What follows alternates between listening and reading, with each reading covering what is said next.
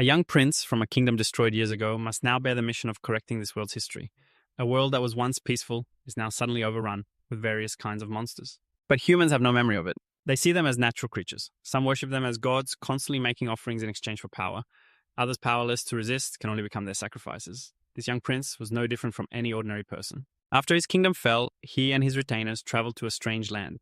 Just as they were rebuilding and things were going smoothly, one faction of his retainers pledged allegiance to vampires, gaining power by sacrificing those around them. As the youngest Swordmaster, he stepped forward to confront that madman. He saved his people and succeeded, but at the cost of an arm and a leg. From then on, he became a cripple only able to do odd jobs. But the peace didn't last long, as another from that same lineage followed the same path. This time, with no one left to fight back, they could only endure his oppression. Just as he was planning to sell his family's assets to buy more time before handing over the sacrifices, he was accidentally pulled 1,000 years into the past by his mother's keepsake. Not just once, but countless times, which made him realize something about this world turning back time isn't a cure-all. To change history, you need real strength. The problem was that human achievements throughout history, thus, had been gradually erased by the demons. Now a genius like him returning to the past was no better than a common soldier. In a remote castle on the outskirts of Orusan, inside a dark hallway, "Sir," a group of people was advancing cautiously. Naji, while walking, suddenly asked with suspicion, "Is this information wrong or something?" Another person in the group immediately replied, "He was the one who shared the tip with us, sir. It can't possibly be wrong." He turned back scornfully and asked, "Is it just me, or are there no demonic beasts here? Have any of you even seen an ant?" Another man in the group quickly chimed in to flatter him. "Looks like the rumor of your arrival has already spread, Boss Naji." Hearing the flattery, Naji arrogantly tossed his head. Well, that would make sense. After advancing a little further, the group arrived in a large hall. Naji looked around doubtfully. "What is this place?" "A place like this exists." Another person immediately unfolded a map and carefully replied, "It's not on the map at all." Just then, another group member pointed to the opposite side and shouted, "Leader, there's an exit over there and a staircase leading up." Just as he said, there were indeed several staircases leading up on the other side. The man holding the map looked over and remarked, "Just looking at it gives me the creeps. Let's go up." But Naji immediately dismissed the idea, replying irritably, "The Indian squad is already taking care of that area. Don't meddle in their business." He then pointed a hand toward an even darker hallway and ordered, "Just go that way." The map holder, not understanding, looked back blankly. Naji immediately snapped in a hoarse voice, "I told you to go. You expect me to—" Seeing his stern face, the man hurriedly obeyed. "Yes, leader." Naji watched him with cold eyes. Over on the other side, the man looked around and mumbled, "There's nothing here." But just as he turned to report, Leader Naji, there's nothing. From the darkness, a pair of glowing red eyes and a giant jaw opened wide towards him. In the blink of an eye, he was devoured by a dog-like monster. Very quickly from the darkness, many more demonic beasts with glowing red eyes appeared charging towards them. But just as the group was about to flee the hall, the door behind them was blocked by a large stone wall that fell from above. The group cried out in alarm, "What the hell is this?"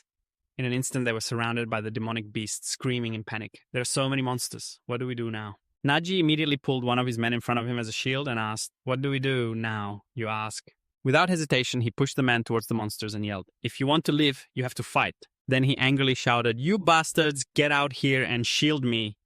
But his underlings were quickly bitten to death by the monsters. When only Naji was left, he was so terrified he was trembling, unable to even hold his sword. But as a demonic beast lunged at him, it was struck by a powerful force from the side, collapsing and dying instantly. Naji startled, looked up and saw Ranson leading a team of archers positioned above. He asked him, "Need a hand?" Naji cried out joyfully, "Ranson, you've come at the perfect time." Ranson jumped down from above, landing in front of Naji, and said proudly, "Watch closely, Naji. This is the class of a true Swordmaster." He drew the sharp, gleaming sword in his hand. Just as a demonic beast leaped forward, he quickly dodged to the side and from a difficult angle sliced off its head with his sword. The remaining demonic beasts saw their comrade fall, but showed no fear and charged forward all at once. Ranson glanced at them, the sword in his hand moving like a flash of lightning, cutting down all the charging monsters. Naji, standing behind, was completely stunned, while Ranson's men burst into cheers. "That's our Ranson." After finishing off the demonic beast, Ranson turned to call out to Naji. But before he could finish, Naji, unwilling to be upstaged, cut him off. "Your incredible Swordmaster is truly on a different level. I wonder what kind of reward Count Chiaz will give you for this." "You know I could have handled all this by myself, right?"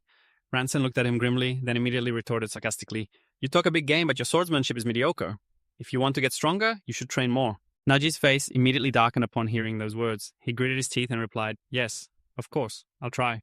A few days later, at the Elion ruins in Kusan Castle, a man ran out from the tents and frantically questioned Ranson. "Why are you so late?" Ranson, leading his team, replied somewhat apologetically, "Sorry, something came up." Berson quickly informed him, "Count Chiaz has already arrived. The situation isn't good."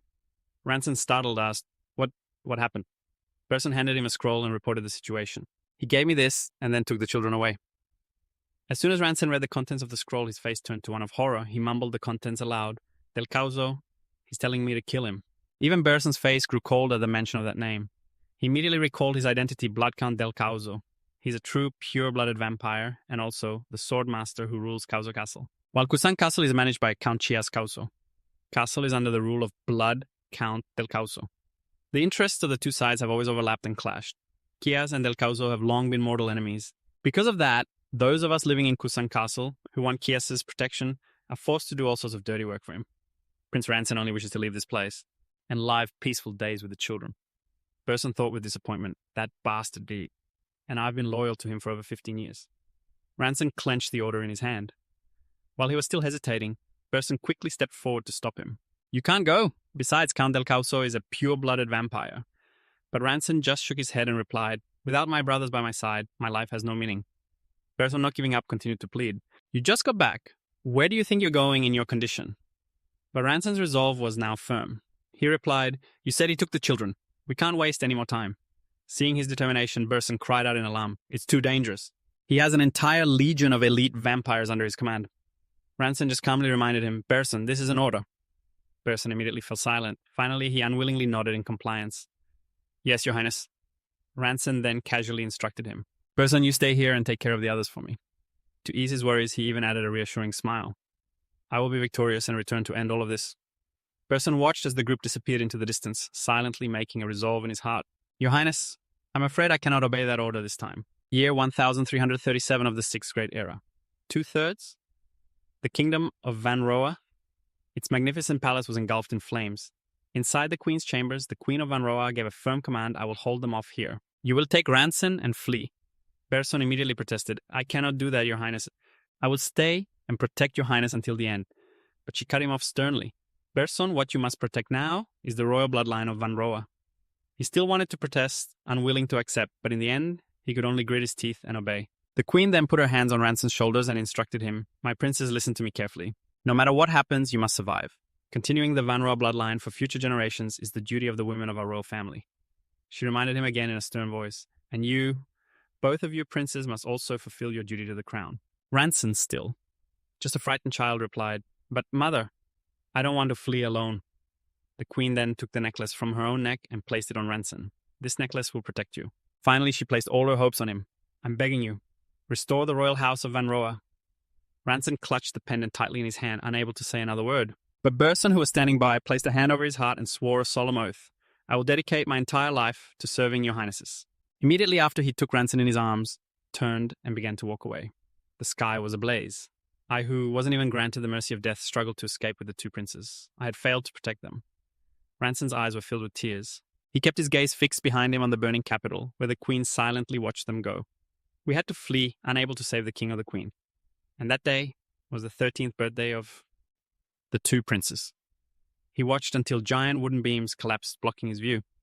The prince, who had just witnessed the death of his parents and siblings with his own eyes, looked up at the fiery sky in silence.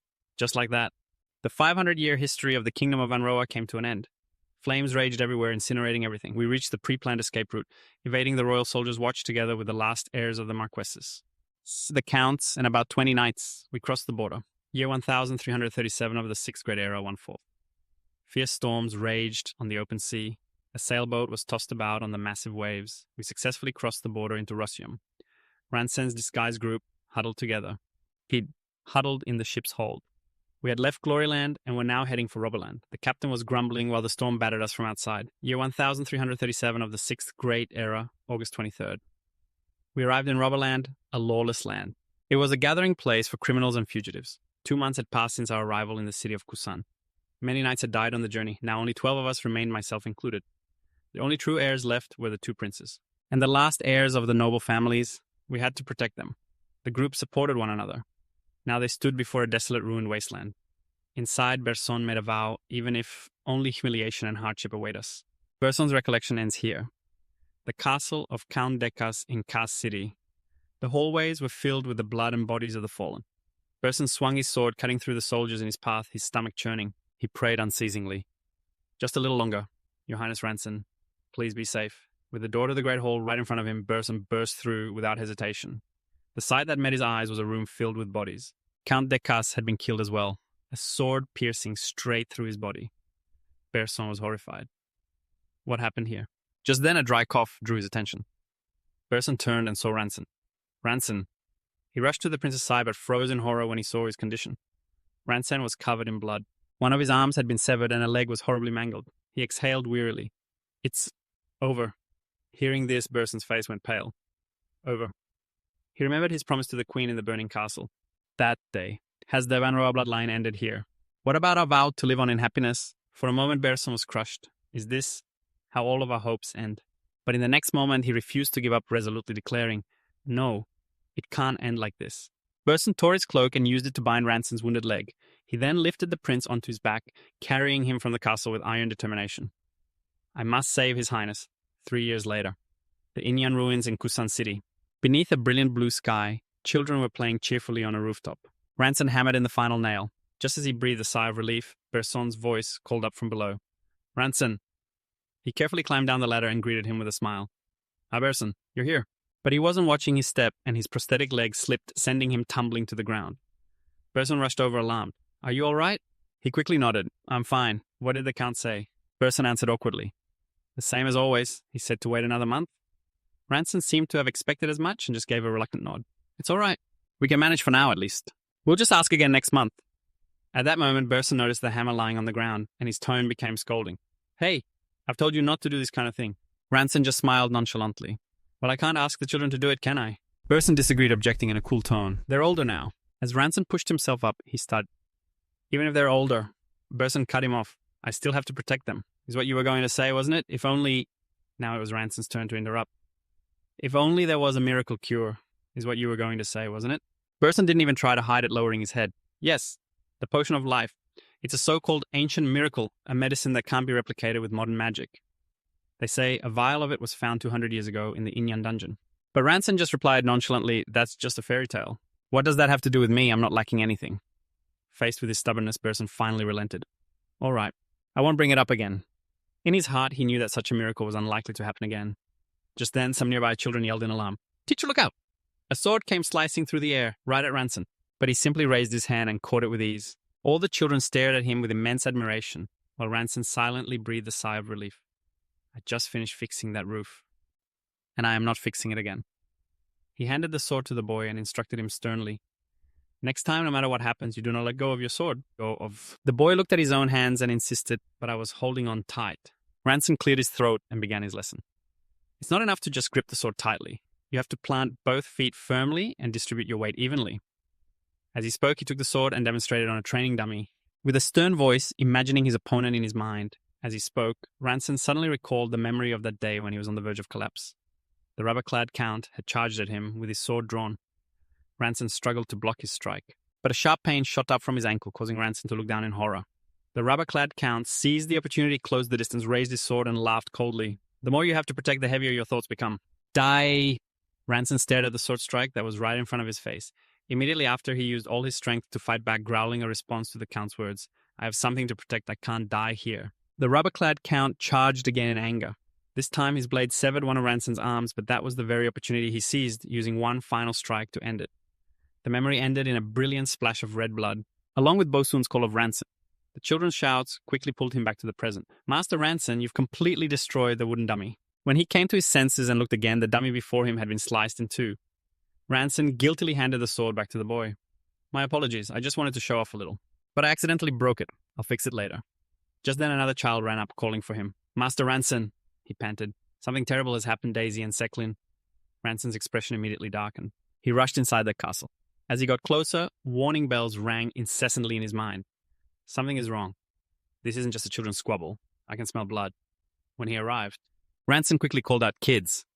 Just then, the two children inside were dueling with swords. One was a girl, Daisy, of the Indian clan, and the other a boy, Seclin, of the Indian clan. And the one sitting up high... Watching their duel was none other than Naji. Seeing Ranson arrive, he sneered, Long time no see, Ranson. Ranson's face was cold as he questioned him. What the hell do you think you're doing? Naji just replied nonchalantly. We're just conducting an interview. Ranson growled as if to question him again. An interview. Naji arrogantly stated his intention. If they have potential, I plan to accept them into my direct bloodline. At the same time, he waved at the two children. You two back down. Ranson questioned angrily, "How dare you mix that filthy blood with theirs?" Naji also responded with a cold, mocking tone, "Oh, even becoming the lowest ranking of the Blood Clan is better than serving a cripple." Ranson didn't reply, only silently asking, "Does Count Sias know about this?" But Naji just answered contemptuously, "Count Sir, do you even understand the situation? Do you really think someone as busy as him would care about every little thing like this?" At this point, he had his answer, but still asked coldly, "So you came here on your own? Even knowing this is my clan's territory?" Naji, showing him no respect at all, just replied sarcastically, "Yes, I knew, and I still came." "Have you heard the rumor that the great Swordmaster Ranson lost his limbs for a few brats?" Ranson's face darkened. What? Naji, completely unfazed, his face sinister and wicked, provoked him. "I wonder if you can protect them with a body like that." Ranson roared at him in fury, "Stay away from the children and get out or else I'll kill you." Naji remained indifferent and scornful, as if you have the strength to back that up. The words had barely left his mouth when Ranson charged at him with a sword. The two swordsmen behind Naji immediately rushed forward to block for him. The moment their swords clashed, Ranson could tell their skill level. They're low-rank swordsmen. He confidently asserted that they were nothing to him, while reminding Naji, never underestimate a swordmaster. Ranson tightened his grip on the hilt. With just one horizontal sweep, bets, he sent both opposing swordsmen flying. Seeing this, Naji feigned praise, exclaiming, "You're the same as ever, truly impressive." But Ranson still warned him coldly, "Looks like today's rookies don't know fear, huh?" Naji replied nonchalantly, "Calm now, don't be so harsh." Immediately after, his expression changed, his eyes revealing a vicious blood-red glint as he growled, "Their opponent is a monster after all." Ranson suddenly asked him, "Naji, are you still that scared of me?" As if hearing something ridiculous, Naji smirked and repeated, "Scared of you?" His appearance at that moment horrified Daisy and Seclin. In an instant, Naji seemed to transform into a monster, a blood aura swirling around him. Ranson quickly assessed the situation. In the current circumstances, there was no way out. He then decisively charged forward with his sword. "I have to end this in a single blow." Ranson leaped high into the air. Below, Naji immediately held his sword horizontally, preparing to block the attack. As soon as Ranson saw that stance, he smirked in satisfaction. There it is. The sword in his hand changed direction in a flash, appearing before Naji, before he could even react. He swept his sword sideways, slashing at Naji's flank. But the moment his sword touched Naji, it shattered in two. Naji looked at him with a gleeful, guttural laugh. "What's wrong? Is your core completely broken?" Ranson looked at him in shock. "You..." As he was forced to retreat, Naji laughed coldly at him with extreme arrogance. "Did you really think I couldn't reach the top? That's why I always say bloodline is what decides everything. Now what should I do with you? I want to..." Naji's brow furrowed as he sized up the situation. His voice remained dark. "Kill you one by one, perhaps." Those words made the two children tremble uncontrollably. Ranson still gripped the broken sword in his hand, thinking, if this were a match, I've already lost. Finally, he lowered his sword. Facing the overwhelmingly powerful Naji, Ranson silently made a resolve in his heart. At the very least, the children must be protected.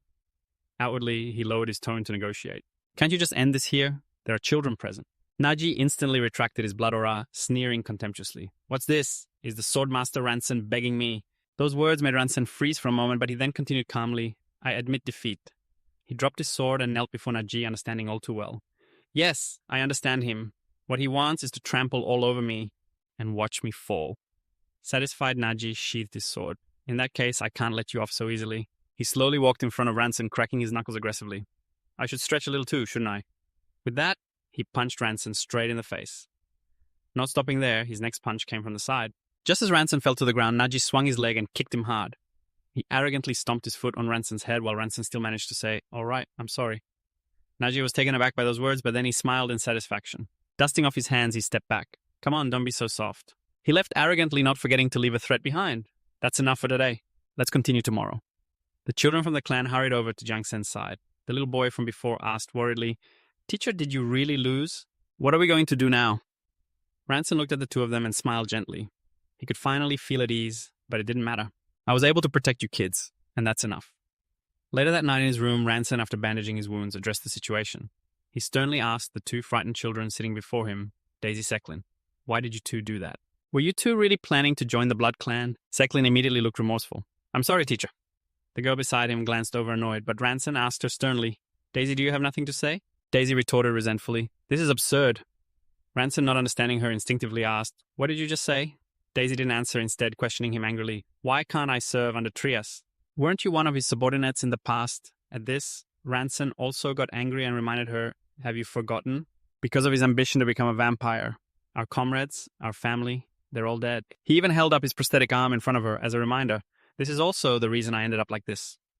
At this point, Ranson's voice grew grim as he asked, "And yet now, You want to grovel at his feet and live by sucking blood. But Daisy stubbornly shouted, "What's it to you? Are you my father?"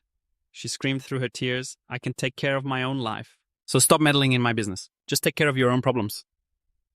Those words made Ranson freeze, but right after Daisy bolted out of the room, ignoring his calls. Daisy. As the door slammed shut, the air inside became completely silent. A moment later, Seclin spoke up hesitantly. "Teacher, Daisy didn't mean that." He couldn't help but recall the situation from that afternoon. And besides, I understand. He had seen Ranson kneeling before Naji with his own eyes. It was then that Seclin spoke. Sometimes kneeling in a situation like that also takes courage. Those words made Ranson feel a bit relieved. Seclin then stood up to leave. "Teacher, you must be in a lot of pain. I'll go ask Uncle Bosun for a vial of medicine." Ranson nodded lightly. "Thank you." But just as he finished speaking, Bosun burst in from outside, asking loudly with concern, "Ranson, sir, are you all right?" Seeing his frantic state, the two of them asked in confusion, "Uncle, what's wrong?" Bosun looked at the bewildered expressions of the teacher and student, then awkwardly explained, "Just now Lena told me she heard from Daisy that you and Naji were fighting and it looked like someone was going to get hurt. So she came to me for help right away." From behind, Bosun Lena cried out in protest. "Uncle Daisy said to keep it a secret. If she finds out I'm dead..." Bosun awkwardly comforted the little girl. "That's right, she did say that." Ranson looked at the two newcomers and laughed so hard, he started to shake. Then he laughed loudly and said to all three, "Thank you for worrying about me, Uncle Lena Seclin."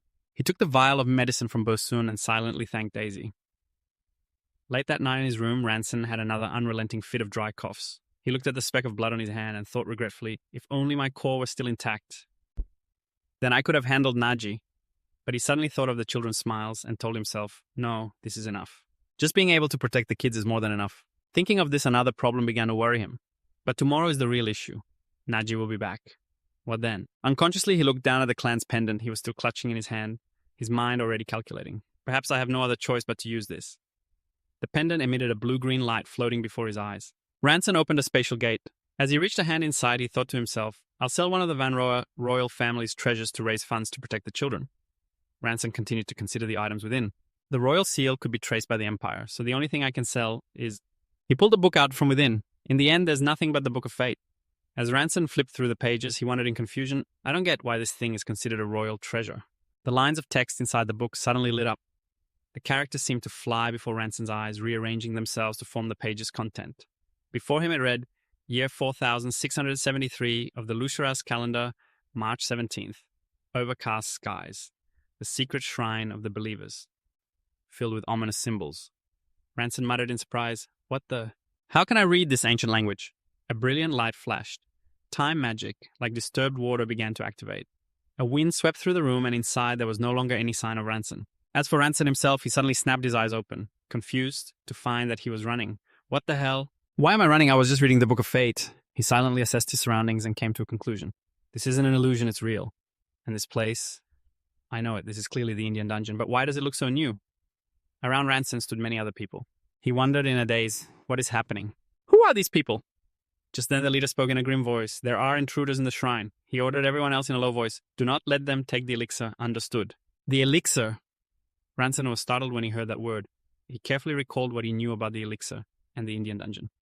The structure of this place is identical to the Indian dungeon, but the inside looks brand new. The elixir. A medicine said to have been found in the Indian dungeon in ancient times. Year 4673 by the Ruseras calendar. He panicked as he realized his current situation. Does this mean I've traveled 10,000 years into the past? He followed the other robed figures to a place that looked like a sacrificial altar. On the altar was a vial of elixir placed there ceremoniously. Ranson looked at it and confirmed, "It's real. The elixir is here. I've really gone back to the past." But the leader had already picked up the vial of elixir and smiled in relief. Good, it's still safe. Ranson watched it, a desire welling up inside him. If I can get that, I can get back everything I've lost. He carefully counted the people around him.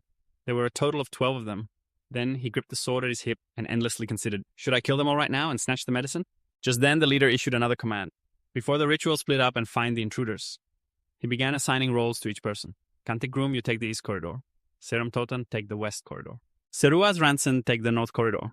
Hearing this, Ranson was even more surprised. They know my name. But he found it even more confusing. Are these people treating me as an ally? This made Ranson recall the page from the book and think to himself, only mind control magic powerful enough could do this. Just what in the world is the Book of Fate? Just then the person assigned to go with him came over and urged him on. What are you standing around for? Let's go! Ranson watched his back as he walked away, calculations flashing through his mind. For now, I'll just gather information and wait for an opportunity. With that thought, he quickly followed the man down the corridor, which was lit only by candles. Finally, the two of them came across a blonde girl. The moment he saw her, Ranson cautiously took a step back. Just as he predicted, a flash of light slashed through his companion. In the blink of an eye, his companion was sliced in half by the girl. Ranson, now even more shocked, wondered what that light even was. But before he had time to recover, that girl quickly lunged in to attack him. Ranson instinctively swung his sword to block, then followed with a horizontal sweep, knocking her backward. The durability really is terrible, he thought to himself. But the two of them still faced each other cautiously. Just then, Ranson noticed the blade. The blade was chipped. What a strange ability. He stared tensely at the blonde girl, then suddenly heard her mutter in confusion. That sword aura, it's not right. Something is very different. It was only then that Ranson realized he wasn't the only one who felt something was off. He slowly raised his sword, still quietly wondering, should I test it one more time? But right after, he was startled to see children hiding in a dark corner looking out in fear. Ranson unconsciously blurted out, "Why are there children here?" The girl then shouted at him, "Have you no shame? A swordsman like you, siding with cultists who kidnap children. Are you planning to use them as live sacrifices? Is that it?" Ranson was horrified to hear these words. He subconsciously remembered the cheerful atmosphere back home, when he sat and ate with the children. Just then, several more people came running from the distance. What's going on?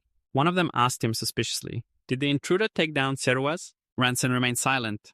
Seeing this, the newcomer hurriedly continued, "Let's..." But a sharp flash of light streaked across his neck. With one decisive strike, Ranson beheaded both men. Seeing his action, the girl only grew more confused. What is going on? Just then, Ranson turned back and proposed to her, "Let's work together." The girl looked at him, stunned. The sound of footsteps echoed once more in the dungeon hallway as two more cultists ran up. One of the two pointed at Ranson, who was fighting the girl, and yelled, "Over there!" He then looked at the three corpses on the ground and cried out, "All three of them were taken down. Quick, go help Ranson!" As Ranson clashed with the girl, he suddenly shot the man a glance. Immediately after, he swung his sword and beheaded one of them. The other only had time to utter a single word, "You," before Ranson's sword impaled him. He seemed unable to believe it as he questioned, "You're betraying us." Seeing the two get taken down so quickly, Ranson could finally let out a sigh of relief. He turned and smiled at the girl. Thanks to our little act, killing him was that easy. She was still staring at him, stunned.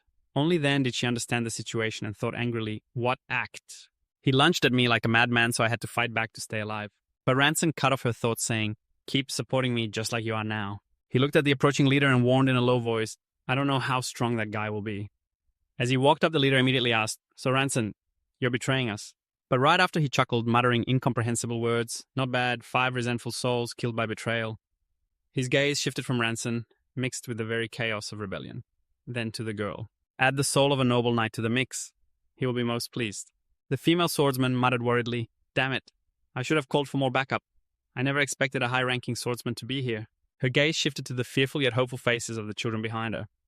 Finally, she let out a resigned sigh. "I'm only mid-rank." She charged straight at the leader, trying to create an opening for Ranson. "I can't take him down alone. I'll strike first. You find an opening and charge in, okay?" Her sword strike was easily parried by the leader. Immediately after, he kicked her hard in the shoulder, sending her flying back. The girl then used the cloud of dust created by the attack to obscure his vision. As soon as the dust cleared, she lunged from behind with a thrust, but the leader easily dodged it. He excitedly swung his sword up. His blade came down right on top of the female swordsman's head. Ranson saw what was happening. He stomped his foot, using it to launch himself into a tempest technique. Swift as the wind, he closed the distance and appeared before the leader. Ranson seized the opportunity and slashed across the man's chest, but his blade accidentally struck a pendant. Instantly, a brilliant light flashed, momentarily blinding both the girl and Ranson. The leader used that chance to swing his sword in a counterattack. He laughed coldly. "Looks like I would have died if it weren't for this, huh?" The pendant on his neck was still shimmering with a brilliant red light. Immediately after, the leader continuously pushed Ranson back. As he struggled to block one of his attacks, he thought in a panic, "An artifact. No, it can't be. Even so, how can he block so easily? This is bad. I can't predict his sword's path. How did she manage to hold out for so long?" Just at that critical moment, the girl's figure appeared behind the leader. She swung her sword, forcing him to turn and parry her blow, then used the opportunity to yell at Ranson, "What are you doing? Your sword aura has a distinct color, so why are you so weak?" At this, Ranson stopped and looked at his hand while the leader laughed contemptuously. "You haven't realized. What good is a colored sword aura when he's just a half-baked swordsman who can't even read the heart of the sword?" With that, he powerfully slashed again, pushing the girl back. Right after, the leader turned and thrusted his sword straight at Ranson, saying smugly, "Farewell." As for Ranson in his mind, anger and indignation were overflowing. Did he just call me a half-baked swordsman? Me, the one who trained relentlessly under Count Chia, a swordmaster, hailed as a strategic weapon. In that instant, his heart filled with fighting spirit. Fine, let me show you what this half-baked swordsman can do. Take this. The blue lines of sword aura erupted from the tip of his blade. A single blow turned the tables, knocking the leader back. He stared at Ranson's aura in horror, thinking fearfully, how is his power so different from before? A single slash from Ranson shattered the leader's offensive stance. The man looked at him, still bewildered, thinking, for a half-baked swordsman who can't read the heart of the sword, you're not too bad. He stared just as a blade slid across his neck. The decapitated leader collapsed to the ground. At the same time, the sword in Ranson's hand shattered. He fell to his knees, panting heavily. The girl watched him stagger back to his feet. She asked suspiciously, who in the world are you? But Ranson didn't answer her. He just hurriedly searched the leader's body, silently praying, please, please, let it still be there. A moment later, he pulled a wooden box from the man's clothes. He held the vial of elixir in his hand and cheered, here it is, if I drink this. His trembling hand quickly opened the bottle. The girl across from him watched suspiciously as he poured the medicine into his mouth. Model, what are you trying to do? But in that moment, the potion fell to the ground, and the person who was just there had vanished. She stared at the empty space before her, utterly astonished. Time magic had turned once again. Back in the present, Daisy was searching outside alone, anxiously murmuring, where could he have gone at this hour? She recalled her recent conversation with Burson. Have you seen Janssen? What's wrong? Janssen went somewhere, but I can't find him anywhere. Daisy thought worriedly I have to apologize to him. Just then she arrived at Janssen's room. Without much hope, Daisy opened his door. He wasn't in here earlier. Could he have come back? But as she opened the door, she screamed in terror. Inside, Janssen was lying unconscious on the floor, still tightly clutching a wooden box. In Berson's room, he carefully pulled the blanket over Janssen. Daisy sat by the bed and told him, I'll stay with him. Berson didn't object, simply replying, all right, call me when he wakes up. Daisy nodded worriedly. Yes. Her gaze returned to the still unconscious Janssen, thinking sadly, he's stronger than anyone, but because of us. At times like this, I feel so ashamed I could die. At that moment, Janssen suddenly stirred on the bed. He reached out in a panic, mumbling, no, I only drank half of it. Immediately after, he jolted awake, covered in a cold sweat and panting heavily. It was only when he saw Daisy sitting by the bed that Janssen looked around in confusion. Did I come back? Is this a dream? Seeing he was awake, Daisy asked worriedly, brother, you're awake. What on earth happened? You suddenly vanished and your body was covered in blood. But then she realized Janssen was staring at her. Daisy asked flustered, Why are you staring at me like that? Janssen asked back, as if in disbelief. Did you just call me brother? Daisy immediately denied it in embarrassment. What did you just say? When did I call you that? Janssen then looked at Daisy's face with concern. Have you been crying? Your eyes are all red and your cheeks are swollen. Janssen even teased her with a smile.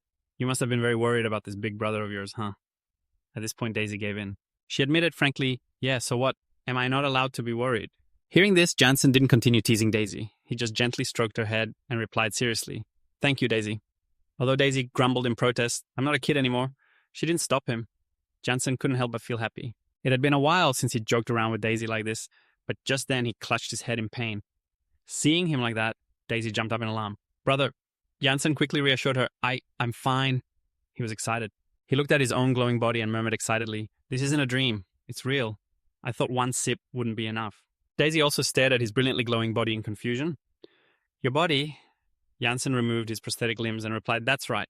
He stood up on his own 2 feet, happily confirming to her, I've recovered. Daisy's eyes widened in amazement as she stared at him. Janssen continued, I'm back. But at that moment, the scene before his eyes began to sway. Janssen collapsed once again, before losing consciousness. He only heard Daisy's panicked call, Brother. Janssen was woken again by the incessant whispering by his ear. I can't believe it. His arms and legs really grew back. See, I told you they grew back. Hey, don't pull so hard. His arm might fall off.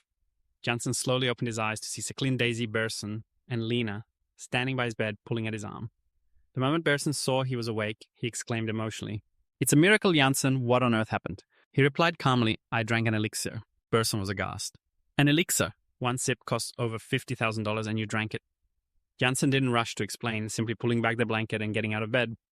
Wait a moment. First, there are a few things I want to check. Seeing him slowly take a few steps, Berson asked with concern, But is it all right for you to move like that? Janssen nodded at him. It's fine. It seems I'll need to train a bit, but it's no problem. He reached for the wooden box still on the table and turned to ask him, More importantly, Berson, could you come with me? Berson nodded. Of course. Janssen led Berson to a wall in the ruins. He carefully recalled what he had seen. I'm sure the elixir was placed on that altar. Berson followed behind. He looked confusedly at Janssen as he prepared to open the wooden box in his hand. What on earth is going on? Why are we here? But Janssen only gave him a cryptic reply. Even I can't believe this. So I want to check. As he spoke, he opened the box. Inside was a key that was emitting a soft glow. At the same time, he remembered the memories he'd seen. The area behind is much more heavily guarded. Holding the key, Jansen stood before a solid wall and silently deduced this must be the key to a secret space. At that moment, a magic circle appeared above the key. He pushed the brilliantly glowing magic circle forward. In the light, both of them stared ahead in shock. What is this? Before their eyes, a secret space appeared containing several chests of gold and a suit of armor. Person couldn't help but marvel. The gold alone is worth 5,000 dalan. Ancient artifacts, ancient swords, ancient armor, and even magical instruments. He couldn't make sense of it and turned to ask Jansen, Jansen, what is all this? First your limbs suddenly grow back and now this. Only then did Jansen speak up. I can't believe it either. I traveled here 10,000 years into the past. Berson was stunned.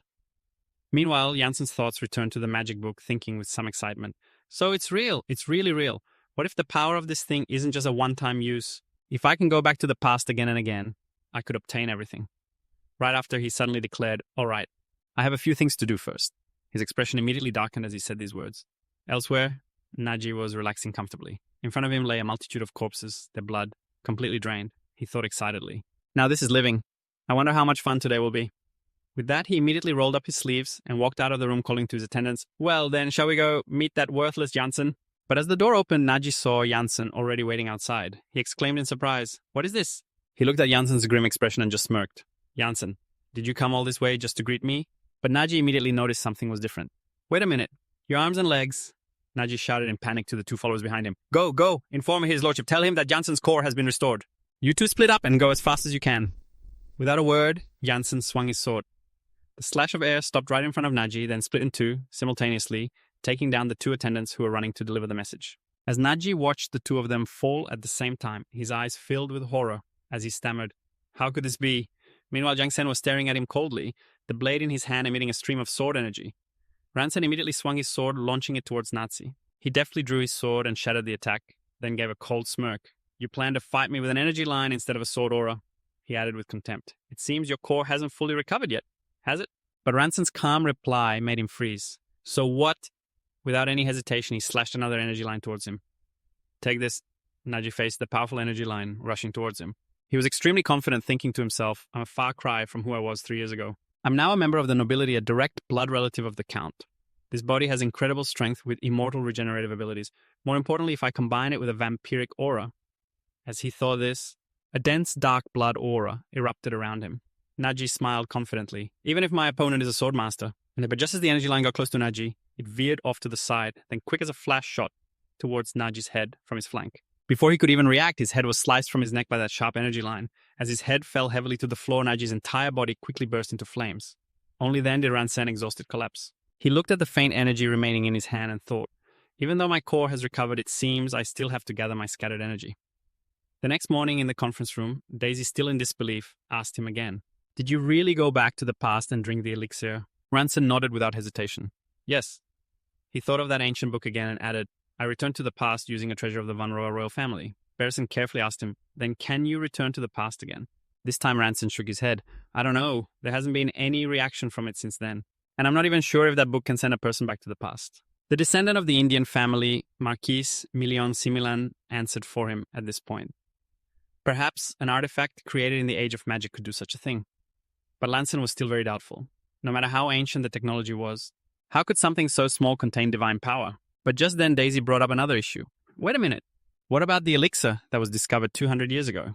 If you drank it 10,000 years ago, then it's impossible for it to have been discovered 200 years ago. Only then did Gyai-sen realize it. That's right. But right after he remembered, I get it. I only drank half and then came back. Raisen immediately turned to Berson and asked, has anyone ever said that only half a bottle of the elixir was found 200 years ago? He just shook his head in reply, I've never heard anything like that. Raisen muttered with regret, if that's the case, then there's no way to know. Then he continued his analysis based on that. We don't know if the elixir bottle that was found was intact or not. Or perhaps history has changed and they only found half a bottle because I drank it. Sia then spoke up with certainty. But one thing is for sure. If you can go back to the past again, what you do in the past could change the entire world. Then she continued to ask him, if you could change the past, what would you want to achieve? Raisin thought deeply. What I want to achieve, huh? The blazing red flames of that year flashed through his mind along with the things he had witnessed with his own eyes. He silently answered himself, to get revenge for losing both my parents and my siblings in a single night. That is my mission, as the last descendant of the Van Roa royal family. But he didn't forget what he needed to do first. Of course I have to kill Count Sias first. The image of that count came to his mind. Count Sias. I believed my family's safety would be guaranteed if I became his vassal. But Raisin's face darkened as he continued to be lost in his thoughts. If only I had known sooner that happiness gained by relying on others could never last. Tia reminded him worriedly. But Count Sias is very strong. He was already a swordmaster to begin with. But now that he also has the pure bloodline of Delcachu, just how strong could he be? But Raisin cut her off in a low voice. We don't have a choice. Now that I've recovered, we can't know how crazy he'll get. Even Berson agreed with him. I'm afraid this battle is unavoidable. Raisin decisively announced to everyone present, the monthly tax report that must be submitted to Count Sias is due in 3 weeks. We have to settle this debt before then. Deep in the forest, Raisin stood alone in the training ground. He gripped the sword in his hand, carefully recalling his battle with the leader in the past. The swordsmanship that Colt Commander used 10,000 years ago, that solid and resilient swordsmanship. And that sharp energy too. He also kept remembering his mockery. What's the point of that colored sword aura anyway? What good is a colored sword aura when he's just a half-baked swordsman who can't even read the sword's heart? Raisin closed his eyes, tightly focusing on the blade before him. He carefully recalled how he felt at that moment. Back then it felt like I was talking to the sword. No, it was more like I had become it. Immediately after, he opened his eyes wide and looked at the faint purple light flowing on the sword. He then smiled in satisfaction. I see. Ranson looked at the light on his sword. He could confirm that this was definitely not just aura. Just then, Daisy ran up in a hurry to inform him. Brother, something big has happened. Count Sias. The moment he heard that name, Raisin's expression immediately changed. In the castle, Count Sias sat on his throne, listening to his subordinate's report. Your Excellency, I have invited the Granson family to your castle in 3 days' time. The man immediately gave a cold laugh. I've been waiting for a long time. Nobles of the Van Roa kingdom. His pale face was filled with excitement as he thought of his upcoming plan. It's time to use your sacrifices. Ranson sat in the head seat, seriously contemplating the current situation. The monthly tax report for Count Sias is due in 3 weeks, and now we receive a sudden invitation from the Count. Why? Berson asked everyone worriedly. Could they have found out that Ranson has recovered and killed Naji?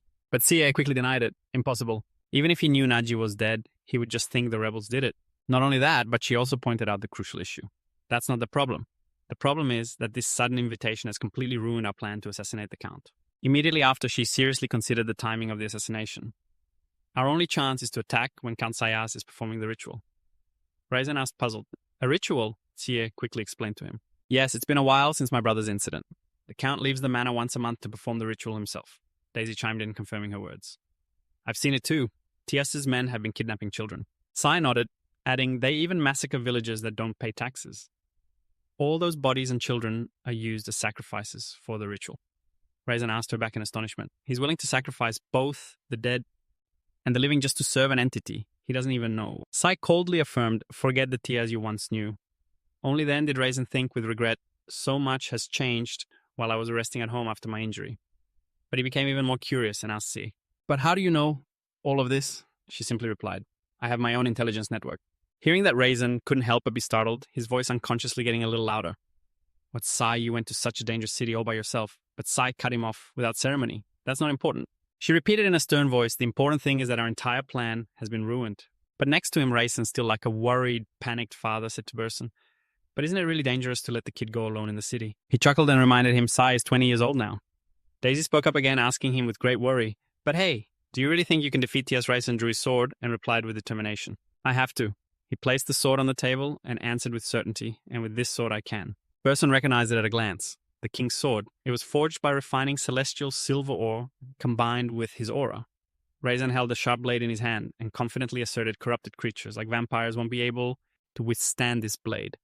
At this point, Sai spoke up in support of his determination.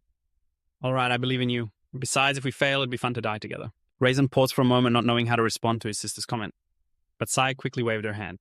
I'm just kidding. Immediately after, she regained her serious tone and made an affirmation. No matter what, Padya, we have to find another way to kill Count Tias. Although it's very dangerous, it's our only option right now. Raisin's face couldn't hide its heaviness upon hearing these words.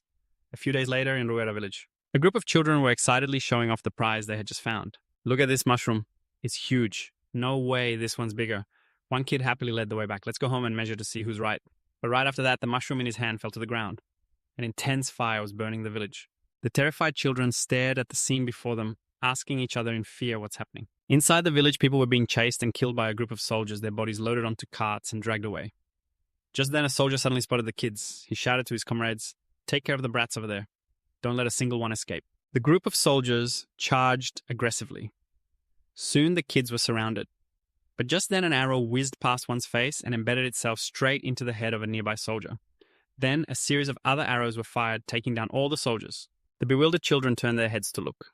A man holding a bow and arrow appeared, asking them with concern, "Are you kids? Okay?" The frightened kids cautiously asked back, "Who are you, mister?" The man introduced himself. "Rivera Pietro." A child in the group repeated Rivera.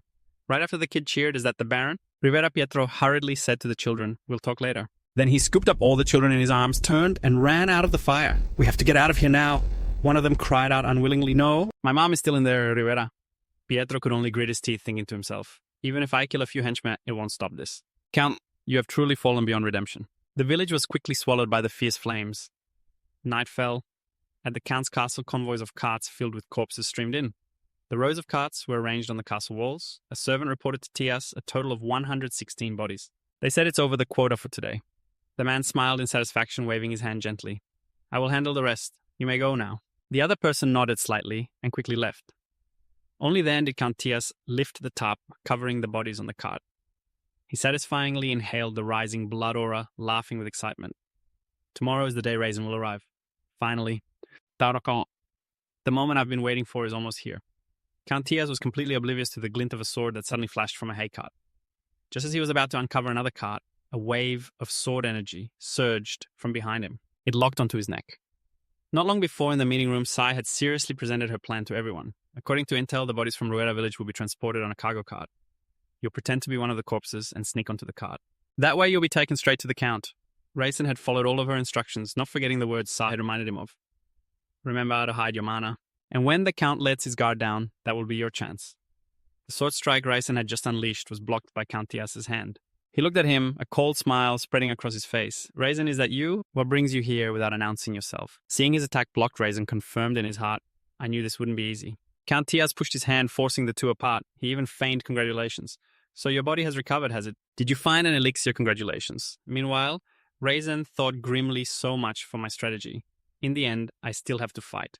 At this moment, Count Tias had also drawn his sword. He shouted excitedly now. Then Raisin, "Show me your despair." Raisin gripped the sword in his hand, constantly reminding himself to focus. Waves of sword energy quickly gathered around him. In his mind, Raisin kept telling himself, "I can feel it. I can read the heart of the sword." He glared, stomped his back foot hard, and lunged forward, launching a strike toward Count Tias, but it was blocked by him once again. Raisin quickly retreated to evade another of his attacks. But right after Tias slashed out with another wave of sword energy, forcing him to jump up to dodge it. The man's slash slammed into the wall behind him. It exploded. Raisin landed from above as Tias charged again with his sword. Over here, Raisin calmly swung his sword up. Tias instinctively halted. He looked at the waves of sword energy very quickly, gathering on Raisin's blade, forcing Tias to retreat. But his attack was powerfully unleashed like a sharp scythe slashing across Tias's neck. However, the man had quickly surrounded his neck with blood aura. After one exchange, Tias smirked coldly. "Impressive. If my aura had been any weaker, my neck would have been sliced clean off." As expected of someone from the Vanroa kingdom, the bloodlust aura around him flared up violently again. Ranson didn't seem surprised, just asked curiously, Kiaz didn't bother hiding it anymore and freely exposed his identity. "You're the second prince who managed to escape, aren't you?" Right after he added greedily, "What a treasure. If I offer such a precious soul, my wish will surely come true." Ranson frowned once again, enveloping his entire blade in aura. He swung his sword at Kias again, who had wrapped his neck in his own aura. He blocked the aura on Ranson's sword and arrogantly declared, "It's useless. No matter how many times you try, your blade will never penetrate my aura." Suddenly, an intense energy burst from Ranson's eyes. He disregarded everything and charged in to fight Kias once more. The battle between the two created earth-shattering bolts of lightning. At the same time, outside the city walls in a tavern, a group of mercenaries curiously asked the newcomer chief, "What's going on? Why did you call us here? Are you planning something big?" The newcomer was none other than Pietro. He just shook his head and replied, "No, I received intel that something unusual might happen." The mercenary leader immediately became vigilant. "What kind of intel?" Just as he finished speaking, the entire ground shook. The townspeople in the tavern cried out in alarm. What was that? In the distance, they could see two clashing sword auras, one fiery red and one azure blue. Everyone was curious. Is that sword aura from the Count? Is the Count fighting someone? A member of Pietro's group mumbled in shock. Is this what the chief was talking about? Another person immediately grabbed a pair of binoculars to observe the situation, muttering constantly. Who on earth would be so bold as to do something like this? Then he ordered the others, "Go check it out, Roger." At the same time, he handed the binoculars to Pietro. As soon as he looked towards the battle, he recognized him. Wait, that person is Ranson. He carefully observed Ranson. Unbelievable, he wondered to himself. Is that Ranson? His body has already recovered. Pietro couldn't help but remember his conversation with C. She had repeatedly reminded him, this is the last chance. There won't be a next time. Think carefully. Will you seize this opportunity or let it slip by and regret it for the rest of your life? At that time, Pietro had thought to himself in disappointment, do they really think they can kill the Count? Even we, the rebellion, could only manage to save a few children. If we get involved, we'll all just die in vain. His men were now asking him impatiently, Chief, are we just going to stand here and watch? We have to join in too. But Pietro just replied grimly, I'm sorry. Meanwhile, the battle between the Count and Ranson was still raging. He relentlessly swung his sword, strike after strike, repeating in his mind, again. But he has blocked every single one. Finally, Ranson roared in his mind, just one more time. He swung his sword again. This time, the sword aura successfully shattered the defensive barrier around the Count's neck, causing him to freeze for a moment. A red line of blood quickly appeared on Kias's throat. He roared in anger, you bastard, Ranson. However, smiled in satisfaction. Inside the dark and treacherous castle, Kias spoke up. Very good.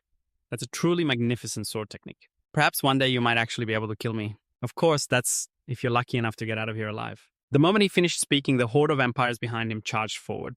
Ranson quickly swung his sword, cutting them down. As he focused on fighting the vampires, he thought, damn these vampires. I hid among the corpses to get a one-on-one fight with Kias. But there are too many of them. At this rate, I'll be exhausted before I can even land a hit on Kias. I have to deal with these guys quickly. While he was distracted, a vampire swung its sword from behind Ranson. It seemed like he was about to be sent to meet his maker. But just then, a shining arrow flew by and pierced through the vampire's head. The others recognized the weapon. A silver arrow. Did someone infuse it with aura? Who the hell was that? Seeing the person who had just saved his life, Ranson immediately recognized them. Rivera Pietro. Not only that, but his friends were peeking out from behind him. We're here. To his continued surprise, Ranson then saw the arrival of C and Second Two. Just then a leader charged forward with the whole squad shouting, kill them all the bastards. We want to kill are right here. One by one, the squad members charged forward to face the vampires. Ranson stood to the side looking worried. No, what if you all get hurt? Why did everyone come here, Daisy? Even while fighting, turned back and said, seriously, why do you always try to carry everything by yourself? We're all grown up now. We have to handle this together. Then Chan agreed with her. That's right. You just worry about the Count. Ranson was surprised at first, then he regained his composure. You're right. Now isn't the time to treat them like children anymore. At that moment, Ranson gripped his sword and advanced straight towards Kias. He raised his sword high, preparing to strike. I'm going to deal with that bastard. Suddenly, the man raised a giant muscular arm. He laughed with delight. Shall we start by taking off an arm? That arm stretched out like rubber, lunging at Ranson. He quickly created a magic circle to block the monstrous hand, much to Kias's astonishment. A horrific explosion occurred. He stood there stunned, not understanding what had happened. It turned out that one of his arms had been blown off. Kias screamed in terror. What the hell is this? Ranson held up a necklace and shouted, This is a guardian's necklace, you bastard. He threw it to the ground, watching it shatter. A necklace I found in the ruins. It's a shame it's broken, but this was enough. Kias looked at his own arm with regret. After an all-out attack, an opportunity has been created. Right now, I'll show you my trump card. Ranson gripped his sword, trying to feel it. My sword and my heart will become one. Then he made his move, creating a giant whirlwind. Kias, furious, flared his aura. He swung his sword, screaming, How dare you? You're the one who's going to die. Ranson saw the two powerful blows collide, but Kias's slash was completely overwhelmed by Ranson's whirlwind. He froze, staring in terror. A weak spot on his neck had been created by the previous continuous attacks. Through that opening, he swung his blade straight forward. Before the astonished Kias could even react, his head was already severed from his neck, an earth-shattering slash that sent Kias's head flying. And so he slowly collapsed right in front of Ranson. He still couldn't believe it. Was that a sword soul? Ranson was also surprised by his own power. I tried to mix the two together. So this is a sword soul, a symbol of a master. On the other side of the battlefield, Kias's vampires suddenly started choking on their own syrup and collapsed one after another. Everyone was stunned, not understanding what was happening. What's wrong with them? What's going on? Rivera was also stunned. He slowly turned to look at Janssen, unable to believe his eyes. Impossible. Janssen was also in a daze. Did I really manage to kill Cias? Just then, Rivera called out to Janssen. He jumped and turned around. Rivera recounted, So, you really did kill Cias. According to the records, when the leader dies, the remaining vampires will lose their minds for 1 or 2 days. Janssen startled us. So does that mean they'll go back to normal after a few days? Rivera placed a hand on his chest and said solemnly, That's right. So this is the perfect chance for us to eliminate the rest of them. If you'll permit me, I will destroy all the remaining blood-sucking bastards tonight. Janssen gave a humble laugh and replied, Permission what for? We're the ones who should be relying on you. Rivera bowed his head again, expressing his sincerity. Thanks to you, Janssen, we've avenged our comrades. Thank you truly. Janssen smiled happily and added, I'll be counting on all of you too. Let's work together to make this city a place worth living in. Rivera quickly took something from his pocket and gave it to Jansen. I was going to talk about this later, but your actions were so unexpected that I must say this now. This is the emblem of the Pietro family. 300 years ago, my family belonged to the nobility in Gloryland. Please accept it. From now on, I will serve you as my master. Elsewhere C seemed to have guessed Rivera's actions. I knew he'd give you the family emblem. Jansen asked curiously. Do you know Rivera that well? She answered honestly, just enough. Where else did you think I got the information? I got it by helping him with my connections. He asked annoyed. You collaborated with the rebels? C replied nonchalantly. I just lent a little hand. Besides, this is beneficial for us too. I'll leave the rest to Rivera. For now, we just need to focus on finding evidence of the Count's crimes. The more we expose him, the more the people will side with us. Jansen frowned in agreement. That's right. Now that Sias is dead, we'll need the people's support to manage the city of Kusan. So we need to quickly gather merchants and citizens to form an investigation team and collect evidence of his crimes. He looked at the tall building before them. Jansen wondered aloud, is this a church? The two of them then walked inside. Sai glanced around, observing, looks like there's nothing here. Jansen noticed the statue of a goat head. That statue behind you is really creepy. This bone-chilling cold is so unsettling. Suddenly, Sai pointed at something and cried out, Hey, what's that over there? Something inside Jansen's shirt began to glow over his chest. He reached in and pulled out a necklace. Why is it suddenly glowing? Then he took a book from his dimensional storage. It was glowing just like before. Sai immediately recognized it. So this is the Book of Fate. Should we open it? Jansen sighed and refused. I can't. If I open it now, I could be sent back to the past. If I disappear, other factions will flock here to try and claim this land. Scared Sai quickly urged him. You're right. Then hurry and put it away. Jansen was about to put the book back into his dimensional storage when suddenly the Book of Fate shot out of his control. It opened to a page that read Luceras calendar 4673 November 23rd, clear skies. The master has returned after seizing the treasure of the cult. Mystical runes swirled around, forming a strange symbol. Back with Jansen, he sat in a horse-drawn carriage holding his face in frustration. So I really did go back to the past again. Where am I this time? Afield. Looks like I'm not alone. But that man, what is this immense pressure? The bearded man looked up at Jansen. You're awake. The moment Jansen saw him, something felt off. He was on a completely different level than that cult leader. His hand unconsciously went to his sword on high alert. Jansen silently assessed him. It's not just his presence, even the mana in this area seems to be revolving around him. Even for a master, this is just absurd. The man pulled down his hood and said, That's right. Jansen, our meeting was fated and I have taken you as my disciple. He loosened his grip on his sword, thinking to himself, so this time, I'm his disciple. The man wondered aloud, By the way, how long has it been since I took him on as a disciple? The older man next to him replied, A week ago, sir. You yourself showed interest in him and took him in. At that, the man suddenly remembered. That's right. I did indeed bring him with me a week ago. How very strange. It feels as if some supernatural force has intervened, doesn't it? Jansen cried out in confusion. What? He thought to himself, who on earth is this man? He's completely different from those cultists before. Just then the man introduced himself. Listen closely. I am a Grand Duke. Destroying the evil cults has recently become my greatest desire. Jansen van Roa. A week ago you became my disciple and we are now on our way to my castle. I will train you there.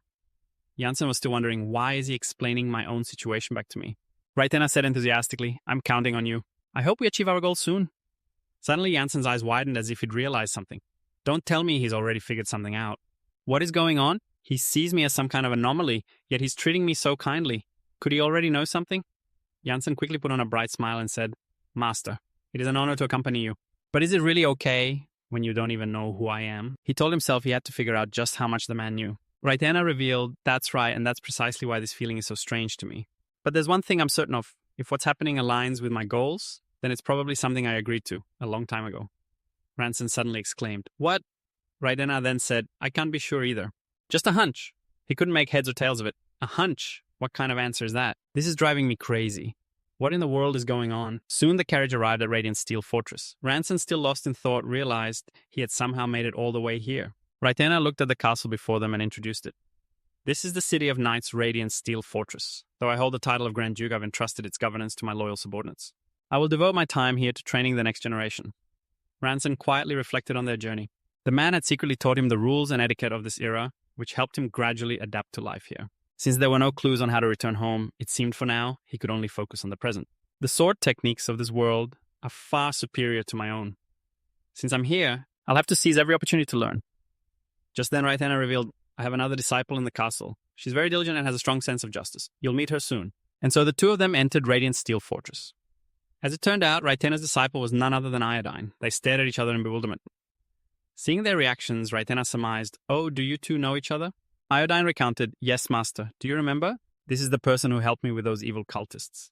"About a year ago." Raitena immediately recalled, "That's right. You said he used a strange kind of sword aura. Didn't you? I never expected you two to know each other. From now on, he will be your junior disciple. As his senior, you must teach him well." Iodine, startled, asked again, "My junior disciple, Raitena, left a few more instructions and then departed. Yes, I've taken him on as my disciple. But I'm swamped with work right now, so for the time being, you'll be responsible for teaching him. Understood? I have to meet with some mages. I'll be going now." Ranson was still in shock. This is unbelievable. To think I'd run into her here. And on top of that, she's the Grand Duke's disciple. Then he held out his hand in greeting. "It's a pleasure to see you again." Iodine put her hands on her hips and said sternly, "What do you think you're doing? Is that how you greet a senior?" Ranson was completely taken aback, his face frozen. "She's pulling rank on me the moment we meet." She continued her lecture. "Listen here, Junior. No matter what kind of life you lived before, from now on, you and I are the Master's only two disciples. Am I wrong?" Ranson conceded reluctantly. "No, you're not wrong." Iodine continued to admonish him. "To avoid dishonoring our Master, we must maintain proper conduct in all our actions. For instance, always keeping a neat appearance and behaving with integrity." Ranson scratched his head weary. "She's so strict." Iodine pointed at his messy and disheveled state and questioned him, "When was the last time you polished those shoes? And why is your cloak so crooked? And that hair of yours? You look just like a bandit leader. What is it? Why are you staring at my hair like that?" Ranson pointed to his own head and said nonchalantly, "You're one to talk with your hair like that." Iodine pouted and tidied her hair. After a moment, overcome with embarrassment, she bolted. The people around them gathered to tease. "Look at her making a scene to impress the new junior. She's always like that." A while later, in an empty training ground, Iodine began to introduce herself to Ranson. "I am Iodine Serum, a member of the Grand Duke's Royal Guard, the Horizon Knights. To be honest, you might be stronger than me, Junior. But from what I've heard, you still can't use sword aura properly correct. The essence of swordsmanship can only be learned through combat. So draw your sword, Junior. It's time for this senior to teach you how to use it." Ranson thought to himself, so this is why she suddenly dragged me to the training grounds. Iodine stated bluntly and seriously, "Let me be clear. I don't intend to use my sword to vent my embarrassment from earlier. I hope you don't misunderstand me." Ranson thought otherwise. "Very well. Words are meaningless before a blade." Iodine continued her lesson. "We cannot directly control mana, so we pour our will into the soul of the sword, also known as the sword soul. And the sword soul has only one will, and that is to cut." And with that, she swung a fatal blow at Ranson. He managed to block it, but with some difficulty. Iodine explained, "Mana naturally gathers according to that will." Seeing his sword hand begin to tremble, Ranson smiled slightly, a little surprised. "This is completely new." Then Iodine sheathed her sword and continued her explanation. "If you had a body that could directly control mana, it would be a huge advantage. But what you must remember is this. Spiritual power is the pillar and mana is the roof. The foundation must be firm to support the entire house. Now try to channel your sword aura once more." Ranson closed his eyes, trying to focus mana into his hand. "I see." Iodine contemplated something, then brought out a new sword. She gave it to Ranson. "This time try to emit your sword aura with this sword." But when he held it and took his stance, something felt wrong.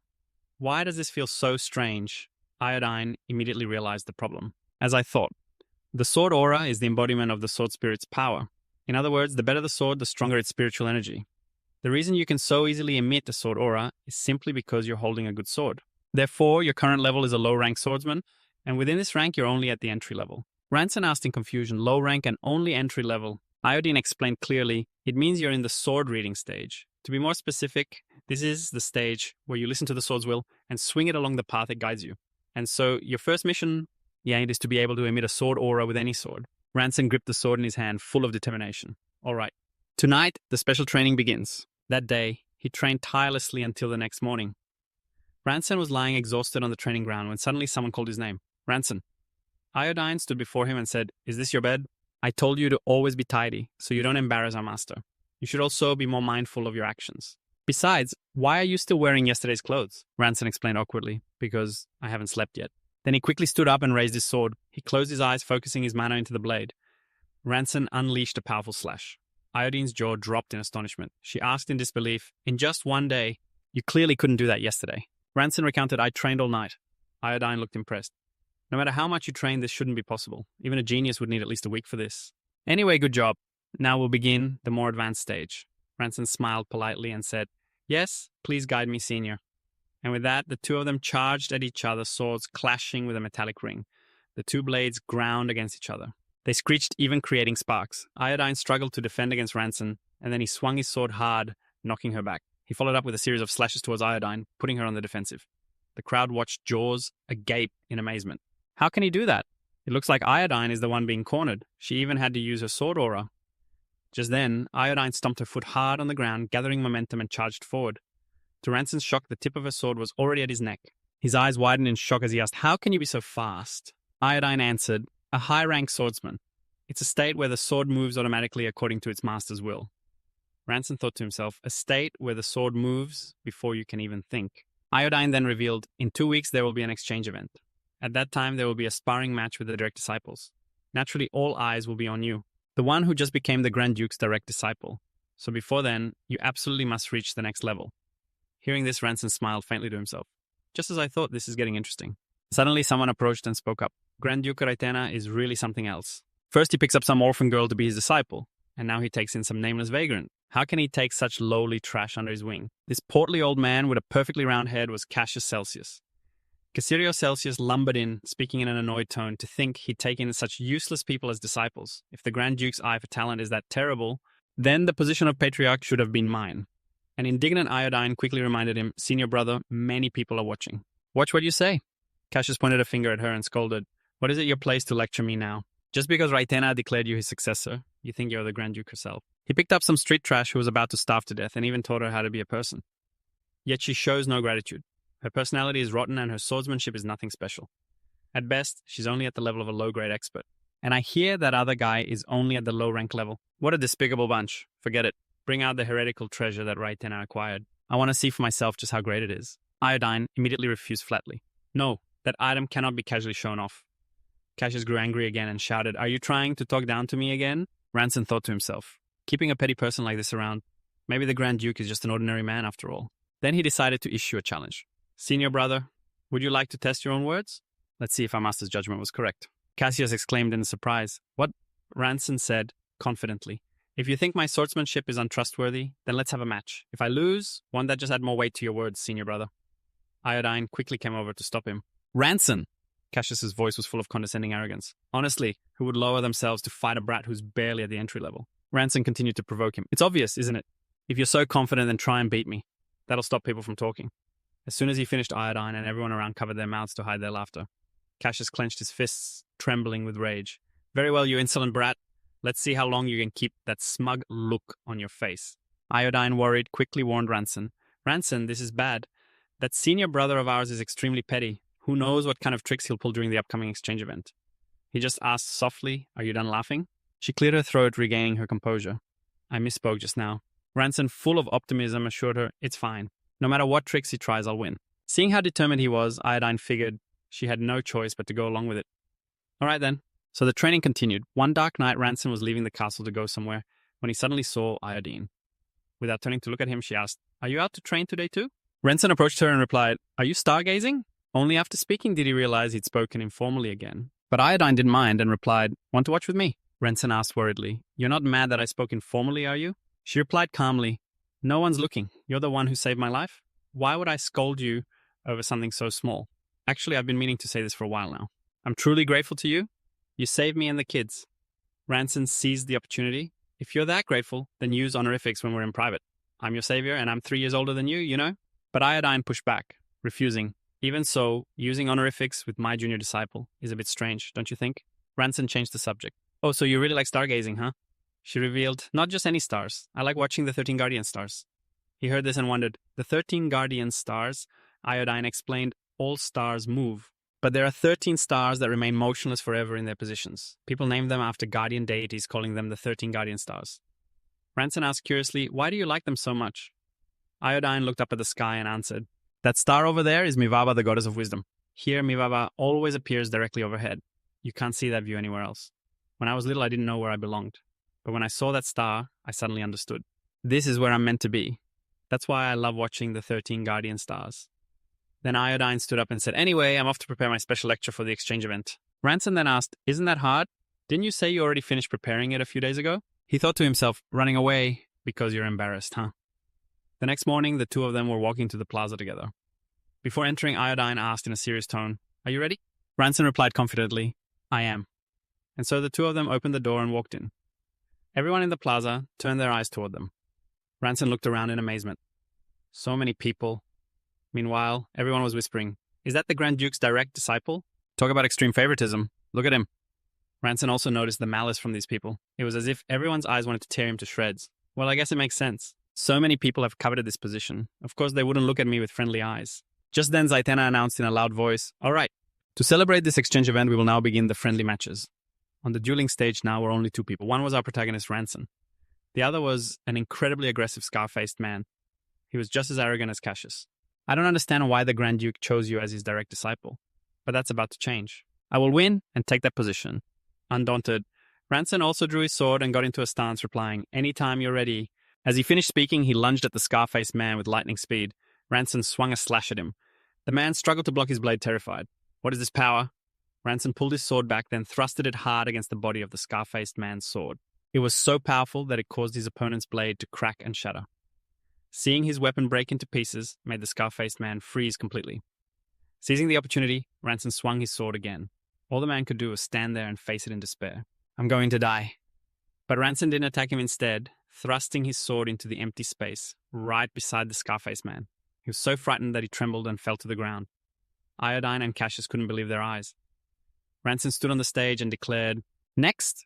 Iodine was completely in awe of the battle that had just taken place. From someone who was just a low-level swordsman only 2 weeks ago, I knew his rate of progress was fast, but I never thought it would be this far beyond imagination. And he even fused sword aura with mana. Ranson calmly said, "Next person."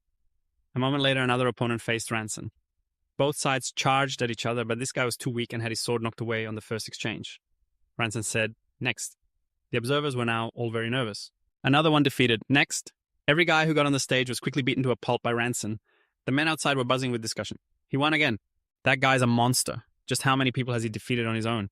Cassius's face was dark, speechless with rage. Ranson thought to himself, "Is that all the opponents that the head instructor arranged for me? This is much easier than I thought. This is the last opponent." A young man with stylish hair and a sword ready shouted, "Here I come." Ranson also got into a ready stance. The boy with the stylish hair charged first. As he rushed toward Ranson and swung his sword down, Ranson easily deflected his blow. Seeing the boy collapse to the ground made Ranson feel a little guilty. He looked so young. Did I go too hard on him? The boy with the stylish hair got up, walked to Ranson, bowed his head respectfully, then turned and left. Ranson was a bit dazed as he watched him go. A while later, inside the dining hall, everyone was having a good time with plenty of food. Iodine let out a sigh of relief. Thank goodness, the friendly matches all ended smoothly without any major incidents. Ranson agreed. I think so too. She asked with some concern, "Now we just have to get through the graduation party. There probably won't be any trouble, right?" Just then, Ranson noticed Iodine. "But, Senior, your clothes?" She gave a mischievous wink and revealed, "This is the standard attire for the graduation party. You should take notes, Ranson." But he said, "No. What I mean is, why are you wearing training shoes?" Hearing that, Iodine was speechless. Then she stormed off in a huff. Ranson thought with frustration, some people truly never change. He didn't have time for idle thoughts either. It's been over a month since I came here. If the Book of Fate didn't just send me to random points in time, then something important should have happened at this exchange event. Or maybe I'm just being too impatient. Suddenly someone approached Ranson to talk to him. "Ranson." It was the young boy with stylish hair who had faced him in the plaza. He introduced himself respectfully. "Allow me to reintroduce myself. I am Milo Hayasan." Ranson recognized him. "You're the kid from before?" Milo bowed respectfully. "Ranson, sir, I admire you so much." His eyes sparkled as he continued to praise Ranson to the heavens. "Watching you confidently defeat every opponent with your special constitution, I'm truly in awe. It was a great honor to face you just now." Ranson felt a mix of embarrassment and annoyance. "This is a bit much. This is really more than I can stand." Milo then lowered his hood, revealing, "I'm a half-elf. The truth is, I also have a special constitution." Ranson was surprised. "So elves really do exist?" Milo hesitated, a very human emotion on his face. "Actually, I'm part human too. But still, ordinary people can communicate with sword spirits, can't they? But for me, it's really hard to communicate with spirits that reside in man-made things, like sword spirits, for instance. I want to be like you, Ranson. Someone who can freely control both sword spirits and nature spirits. That's my dream." Ranson thought to himself, "But I don't have any kind of special constitution. For some reason, that really stings to hear. He reminds me of my subordinates. I can't bring myself to say anything harsh to him." And so he patted Milo's head encouragingly. "That's right. If you just keep trying, I'm sure you can do it." The boy's face lit up as he recounted, "But ever since I had that procedure that's been so popular lately, communicating with sword spirits has gotten a lot easier. I heard that after going through it, your sword skills improved too. That's why almost all the top swordsmen have done it recently." Ranson's face twisted in confusion. "Is that so?" What the hell is this, some new form of doping? Milo looked up, his voice full of hope. I think it's starting. Ranson asked, what's starting? Outside the dome, a luminous triangle appeared. Milo explained, the illusion moon. It's appeared. It only appears once a month and today's the day. It's so beautiful from here. Ranson's face looked like he was thinking, are we at the beautiful part yet? The red triangle began to glow an even deeper red. Just then, someone screamed in terror. What's wrong with you? A man had suddenly lost consciousness, his arms and legs twisting grotesquely. Ranson was still trying to figure out what was happening when the strange people from before suddenly transformed into werewolves. Ranson felt a chill of suspicion. What is this? Could this be what the Book of Fate foretold? Just then, Milo also clutched his neck in pain, calling out his name. Ranson, my body. It feels so strange. He slowly began to transform, forcing out each word as he asked. I'm going to be okay, right? Ranson cried out in horror. Milo! The boy, now in a grotesque wolf-like form, struggled to speak. Sir, I'm going to be okay, right? Ranson tried to encourage him. Milo! Hold on. Panting heavily with tears in his eyes, Milo confessed, Ranson, sir, I just wanted to become a knight. While Ranson was frozen in shock, a werewolf lunged at him. Its claws reached for Ranson, but before it could touch him, Milo charged forward and tackled the creature. The two of them wrestled violently, tearing and biting at each other. Ranson yelled Milo's name in worry, but another werewolf was already charging at him. Ranson reacted in time, landing a critical blow on it. The werewolf slid across the floor, but it seemed his slash had done nothing to it. The werewolf lunged at Ranson once more. He cried out in terror, Why? Ranson's blade clashed with the werewolf's claws, and he was completely stunned, unable to understand what was going on. Damn it, why? Why can't I even land a hit on them? As Ranson stood there dazed and confused, Iodine shouted his name. Ranson! She blocked a werewolf that was closing in on him, then turned and yelled, Ranson, snap out of it. If we don't retreat now, we're both dead. The exit's over there. Ranson was still hesitating, looking at Milo being swarmed by the wolves. Iodine said desperately, It's too late for him. Ranson finally snapped back to his senses. I understand, he said, agreeing with Iodine. Let's go. She quickly gave him instructions. These monsters. Every last one is incredibly strong. I'll aim for their necks. You handle blocking their claws. Ranson replied, Their reactions are too fast. There's no way to keep up.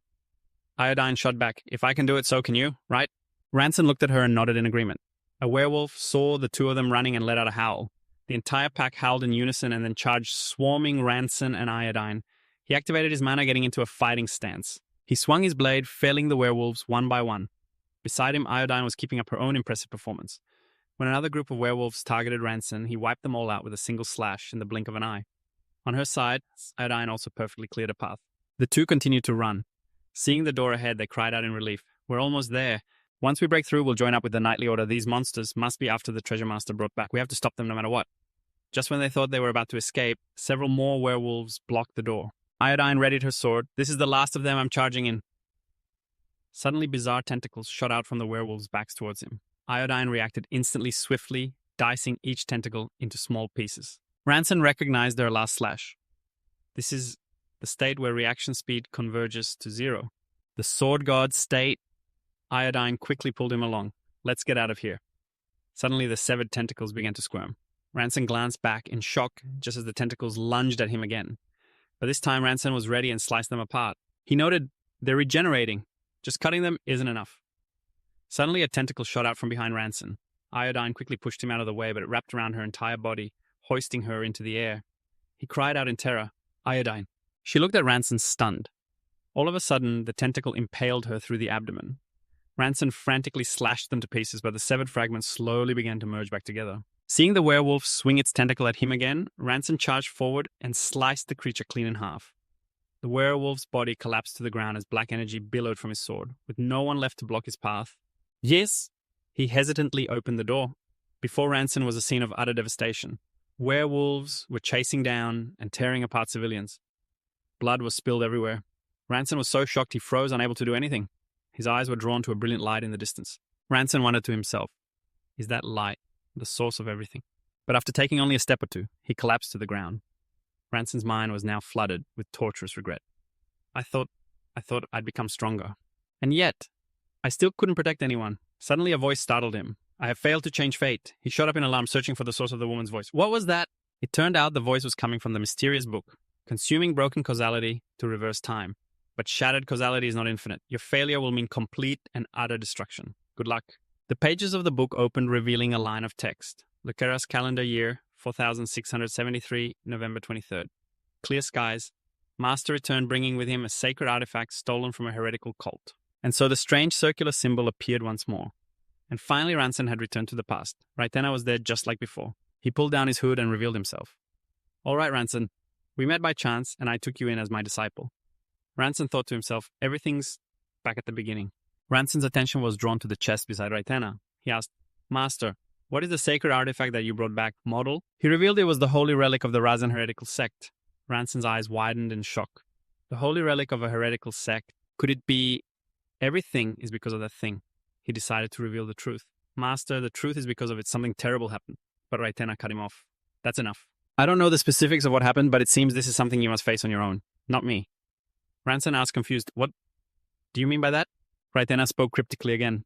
I don't really know either. It's just a feeling I have. You poor thing. Thanks to him, I'm only now understanding the problem. So in the end, I have to resolve this on my own. After that, Ranson decided to make a request. In that case, I ask one more thing of you.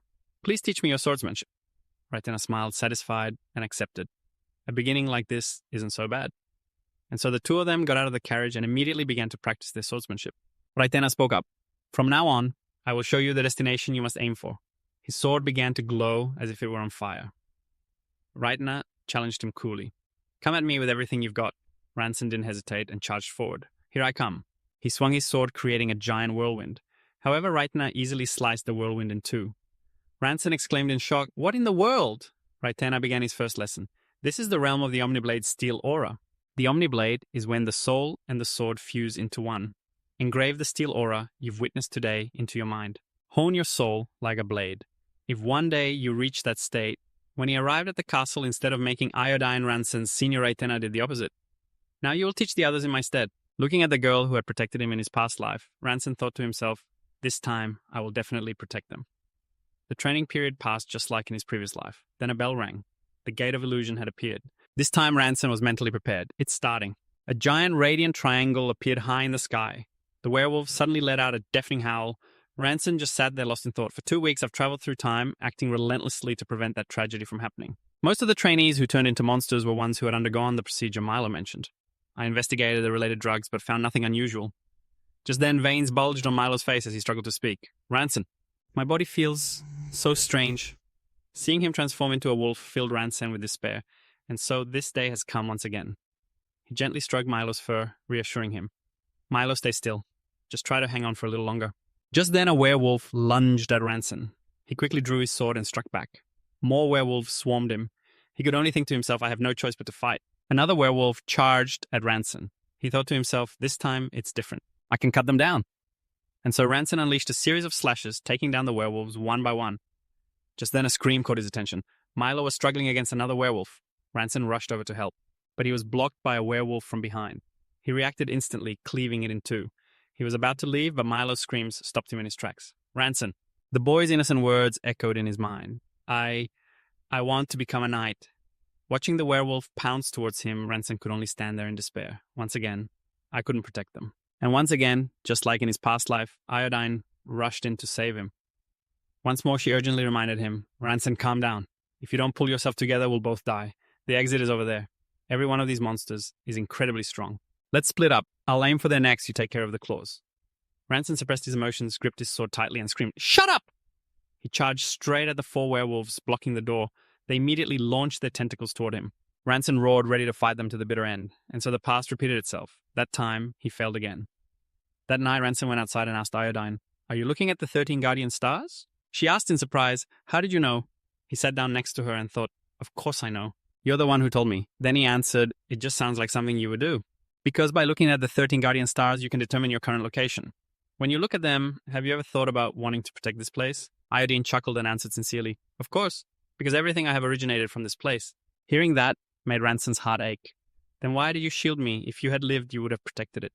He then spoke up, You once said the state of sword guidance is when the sword moves on its own. So, is it possible for the sword to move against the wielder's will? Iodine thought to herself, Wrong. Is that what you're worried about? Worried you won't be able to control your sword? Once you've reached that state, such a boundary becomes meaningless. At that point, you and the sword become one. The sword is you, and you are the sword. The sword, swinging on its own, is simply your will taking action. And so that night of slaughter still unfolded. Ranson was still struggling to fight a pack of werewolves. He charged at them, slashing as they lunged with their tentacles. And then Ranson sent a whole group of them to meet their maker. Just then, Iodine ran over and yelled, "Are you insane? Are you that eager to die?" Ranson turned to look at her and breathed a sigh of relief. This time, I managed to save her. He raised his voice and ordered, "If you have the energy to complain, then swing your sword again." Another werewolf lunged at Ranson, but he finished it off in one strike. The two of them continued to fight against the 7 werewolves. He thought to himself, I saved Iodine and killed the monsters. Does that mean I succeeded this time? Just then Iodine cried out, "The werewolves are pouring outside." She quickly grabbed Ranson's hand and pulled him along. "We have to get out too." The door opened. He screamed in terror. That bright light, not again. The mysterious but familiar female voice rang out again. Failure to alter the course of history. Consuming a fragment of causality. Restarting time. The page of the book turned again. Luxeris calendar, year 4673, November 23rd. Clear skies. Master brought the holy relic stolen from the heretical sect. Luxeris calendar, year 4673, November 23rd. Clear skies. Master. As expected, Ranson had returned to the past to start over. He thought, I can't just stop at winning the fight. If my mission is to protect the sect's treasure, then I'll never overcome this trial unless I reach the state of sword guidance. Without waiting for Raitana to speak first, Ranson asked him point blank, "Master, how do I reach the state of sword guidance?"